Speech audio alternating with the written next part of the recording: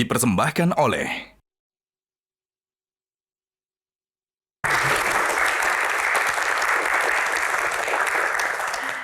Terima kasih pemirsa, masih di Q&A, langsung saja masih bersama bintang tamu kita Sujiwo Tejo. Mbah Tejo, kita buka box lagi, nomor berapa? Kata orang Sunda hiji. Satu. Oke, kita buka box nomor 1. Tuhan Maha Asik. Tepuk tangan ya. Tadi di awal juga sempat ya kita bicara tentang Tuhan bagi Sujiwo Tejo tidak jelas tapi dicintai begitu. Nah, Kang Maman. Sangat spiritual karena ada satu pernyataan dia yang buat saya luar biasa ketika dia mengatakan kalau orang meninggal, kenapa kita harus mengucapkan berduka cita? Justru kita harus bahagia karena kita akan bertemu dengan Tuhan kita setelah kematian itu. Jadi pernyataan turut berduka cita itu malah salah. Pemikiran Sujiwo Tejo ya? Pemikiran Sujiwo Tejo. Oke. Nah itu yang supaya adik-adik juga jadi paham kenapa kita harus mengatakan kita harus justru bahagia ketika sudah melepas semua urusan duniawi termasuk nafas kita, fisik kita. Kenapa demikian, Mbah? Ya, kita kadang-kadang melakukan sesuatu itu tidak pada dasarnya gitu loh. Pemberantasan korupsi mestinya dasarnya dari itu.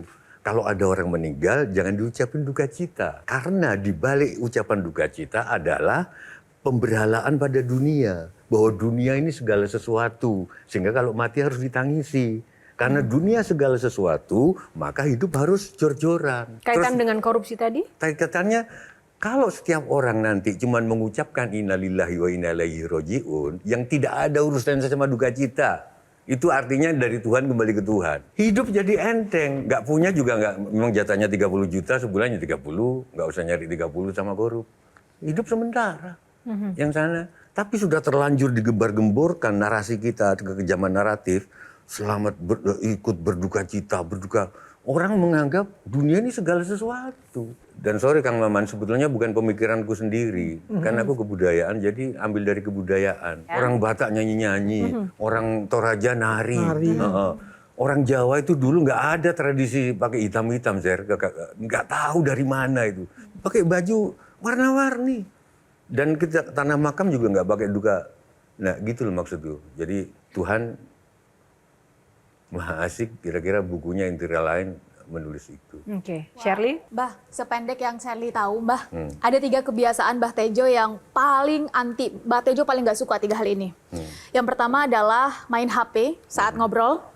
Yang kedua, bising. Jadi saat misalnya kita sedang melakukan sesuatu ada kebisingan. Dan yang ketiga, terkecuali hari ini, terlambat.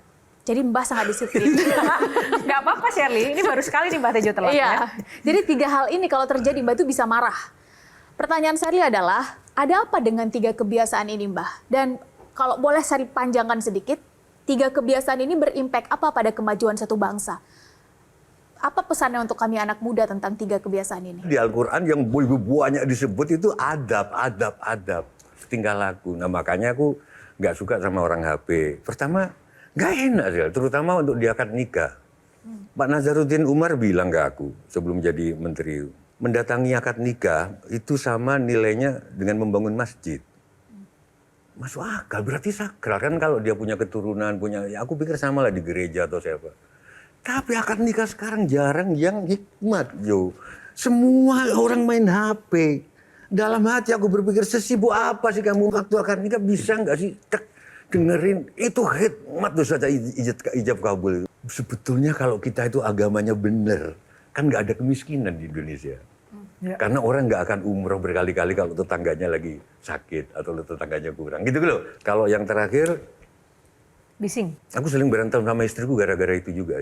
Kalau di mobil buka permen, kresek, terus buka apa, aduh, aku langsung kayak di mobil aja aku jarang nyetel musik. Tapi karena begitu ada musik, aku langsung terserap.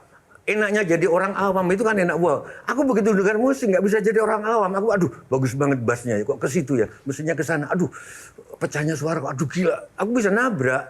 Aku setiap kali dengar musik, aku menganalisa. Apa sih yang paling meresahkan Mbah Tejo, Sujiwo Tejo dengan situasi perkembangan zaman sekarang tuh apa? Cinta. Kenapa? Kenapa cintanya dipersalahkan Mbah Tejo? Karena semakin nggak ada, yang ada adalah kalkulasi. Makanya aku selalu mengatakan pada anak-anakku yang udah nikah semua, kalau bapak bertanya kenapa kamu suka sama cowokmu atau cewekmu, kamu bisa menjawab. Karena dia begini, karena itu bukan cinta, itu kalkulasi. Cinta nggak ada karena. Nggak ada definisi.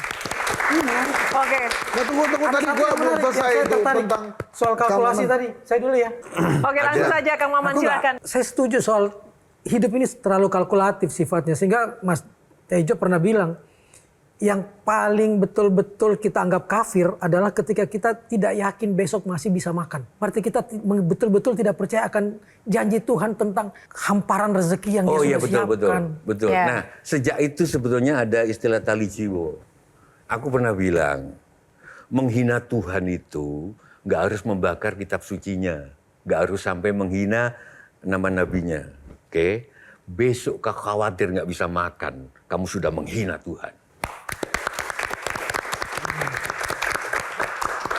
Terima kasih Mbah Tejo dan teman-teman panelis, luar biasa sekali. Tapi satu hal lagi untuk teman-teman anak-anak muda, tadi memang ada 3 hal yang Mbah Tejo sudah tularkan untuk kita tertib waktu, gitu kan, dan menghargai orang lain. Apalagi Mbah Tejo untuk teman-teman Gen Z yang menjadi pemirsa Q&A.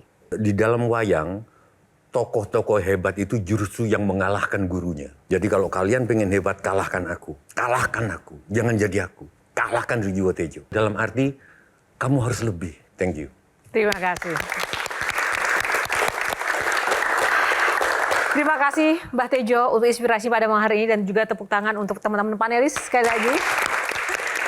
Terima kasih kebersamaannya. Semoga episode kali ini menginspirasi Anda semua dimanapun Anda berada. Dan tentu saja tak lupa saya ucapkan terima kasih untuk Sarung Gajah Duduk yang sudah menemani kita sepanjang episode kali ini. Sarung Gajah Duduk Legenda Nusantara yang ada tulisan Arabnya yang sudah menyiapkan busana kali ini. Saya Yohana Margareta undur diri. Sampai jumpa lagi di Q&A karena siapa tanya selalu ada Jawaban.